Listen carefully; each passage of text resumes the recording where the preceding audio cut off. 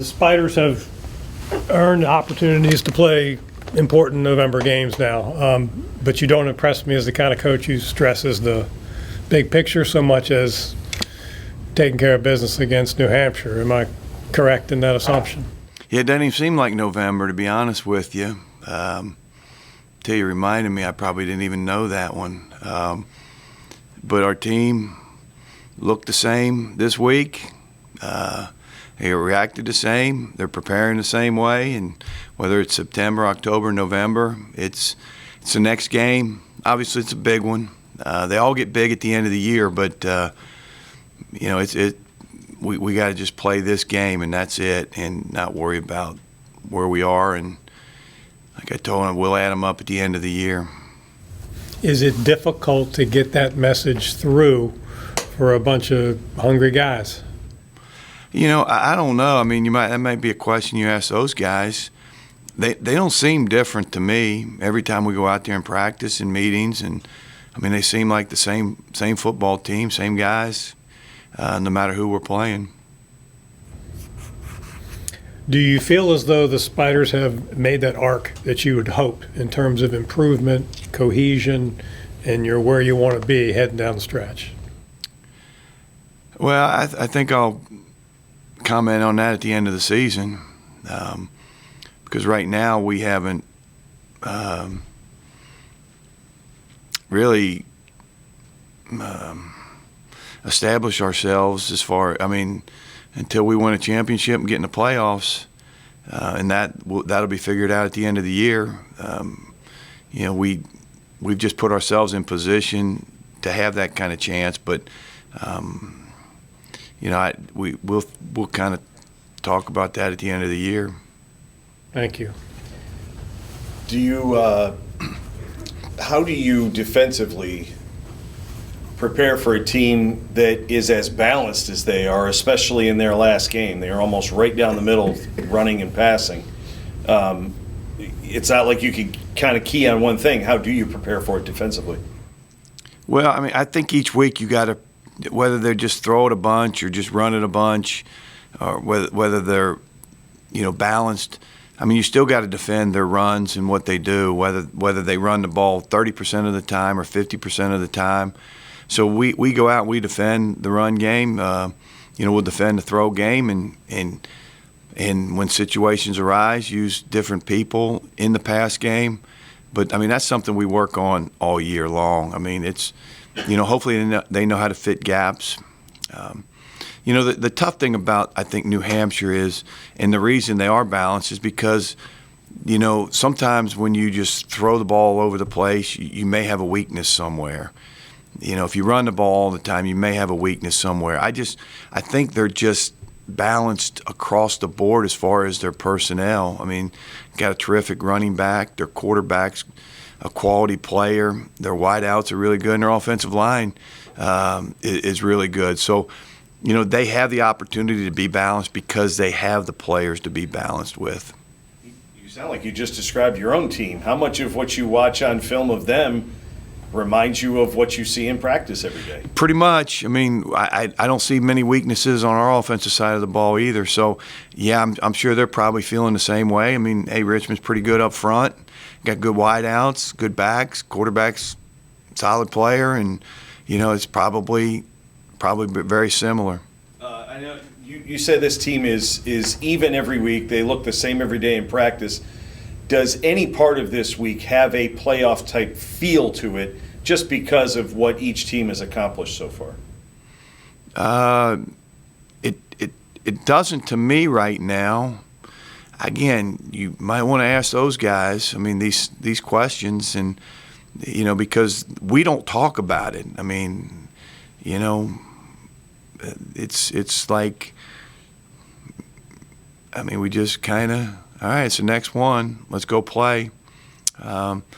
It's human nature. These guys know where they are. I mean, they're bright guys. They know where they are. They know what they got to do. I'm sure in some ways when they're sitting at their room, they're probably talking, all right, if we do this, this, and this is what's going to happen. I understand that. Everybody's like that. It's human nature.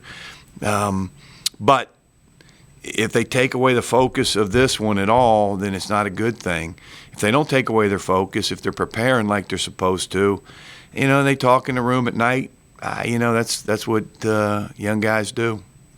You lead the conference in turnover margin. Has that been a specific point of detail in practice, or has it just been a team that has valued the ball just a little bit more maybe than years past? A little bit of both. Every Wednesday we do a turnover circuit. Every day we talk to these guys about high and tight. I mean, our wideouts and backs, when they run down the field, they know when they go back, they're going to be hearing high and tight, and they have to go back with it like that. I mean, it's iron claw the ball when you're in traffic. We didn't do great against Maine. I mean, we had 2 turnovers that weren't real good, but we emphasize it. We talk about it. I congratulate our guys, each and every week on how well they do hanging on to the football, other than this week. And, defensively, we haven't created a huge amount of turnovers, but our third down efficiency on defense is really good. So that means they're punting the football. And I know you're not getting a turnover right there, but you're getting the ball back. And you're not just continuing to just let that drive go, and you're not getting possessions for your offense. So I've been proud defensively, even though it's not a outrageous number. I think we're third in the league in sacks. So these guys are doing what we're asking them to do. We just, we hadn't got a whole lot of – I think we may have 12 or something like that, which is probably middle of the pack in the league. So the big thing is if our offense doesn't turn it over and we make them punt, I live with that all day, every day. Hey, I think you were asked about this the other day. Can you reminisce for just a minute? Do you remember game planning for Ricky Santos, the quarterback, in 06 and 07, when you were our defensive coordinator, and how surreal it might be that now you're game planning for him as a head coach? Is that what it was, 06, 07? I remember him vividly as being an excellent player, no question about that.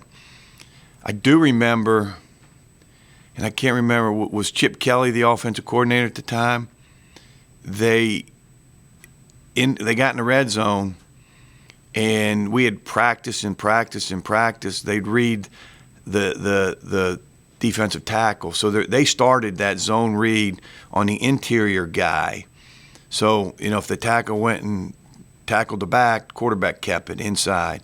If he went to the quarterback, he handed it off. That's what I remember mostly about them, is that concept. And I got a strange feeling that they actually invented it and started it. And not many people do it, but you do read linemen. You do read the different linemen. Most everybody's now, because they want to RPO it. So now they're reading the ends and then throwing it off your overhang guys. And that's kind of where football's evolved to. Coach, it's homecoming. Do you have a guest coming or anything like that? Sometimes people will address the team on a Friday afternoon who have been former players or anything like that? No, we treat it just like another game. Doesn't make any difference. Hampton, Maine, Elon, just another game. We'll have our normal Friday night meetings and FCA after. Get up, walk through, pregame meal, go play a game. Do you compare a lot of your games against Elon, since that was your most recent loss and their most recent game anyway, or not really? You have to look at the whole season. Well, it's kind of scary to do that because they thumped Elon pretty good. So you don't want to say, all right, here's Elon, here's Richmond, here's New Hampshire. But, it's all about matchups, and how do we match up against them? How do they match up against us? Every game is different. Every team, every opponent is different, and it's all based on matchups and how well you execute. So, but yeah, they played really. That was their best game of the year against Elon. They played great. Earned big games, Ray. You're here. Sort of share your thoughts about the Spiders' approach and mentality heading down the stretch here. Obviously, every game's a big game because it's our next one. And as you said, we've earned these big game opportunities. We keep winning. Our goal at the beginning of the season was to win the conference, and we can do that if we keep winning. And that's pretty much the objective every week is go 1-0. And, the coaches really harp on that. We harp on that. And that's something that we really take to heart. So, look at the opponent in front of you, not after, not before. Just play. Phil, is it difficult to sort of not skip ahead and think a week or two ahead? You're in a great position, but you're probably in a great position because you haven't done that. Yeah, so, as Coach Huseman said, it's kind of human nature to, you know what's ahead of you, but, it's important to just stay focused, and I think it really starts with the guys, the seniors and, fifth years and juniors, the older guys on the team that have been here, since, 2018. Yeah. They've kind of been through, a lot of downs, and they kind of can see, how easy it is to lose focus. And so really the biggest thing, I think, is the seniors and how they kind of lead and how we have been, remaining focused on each week and just going 1-0, because at the end of the day, if you think far ahead, you miss the opportunity in front of you, and, you screw your chances out there. So really just, focusing, thinking about all the work you put in, it's right in front of us, and just go 1-0.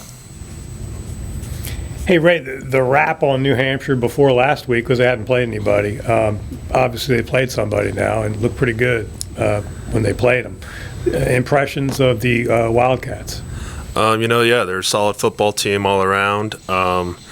They have this even thing with, they run the ball well, pass the ball well. That's all based on, being on schedule, having a good first down, have a good second down. And, it's our job to stop that, kind of throw them off schedule, throw them off their game plan. So, they're a good team for sure, but we're also a good team. It's going to be a good matchup for homecoming. So, yeah. Thank you. How much of their offense, I know you all, with Reese and Harris and everybody, throw it a little bit better than they do, but how much of what you see on their offense is what you face in practice every day? Yeah, definitely. So a lot of concepts, since, Coach Costa's gotten here since last spring, they threw a lot at us, Coach Costa and his new offense, so we've kind of seen a lot, and it kind of just helps us prepare, as we go later down this line. So, the previous weeks before Maine, it was kind of a lot of deep shots, and then Maine kind of, started running some intermediate concepts and different other kind of schemes offensively. And then there's some carryover into this week, but I think just every day in practice with Coach Costa's offense, we've seen a lot, and I've been prepared for it. Hey, how do you think you guys handled being down the defensive end last week? I mean, without Marlum and obviously, Xander and Jeremiah, I guess, played virtually every play. Yeah, they did. I mean, how you guys kind of adapted to that? Missing a guy. Yeah, I mean, it's always been next man up mentality. And obviously losing Marlon, it's not great. But we have trust in Jeremiah and Xander. They're both good players. They know what their job is. They know what they need to do on the field. So, and it's also kind of just like step up your own game, to make up for another player going down. So it's never something that's, player goes down, just, do your best to, replace, not replace, but like up your production a bit more, play a bit better, and just do your job. It's really all we really ask. That helped you get a couple quarterback sacks that Marlon wasn't there to take them.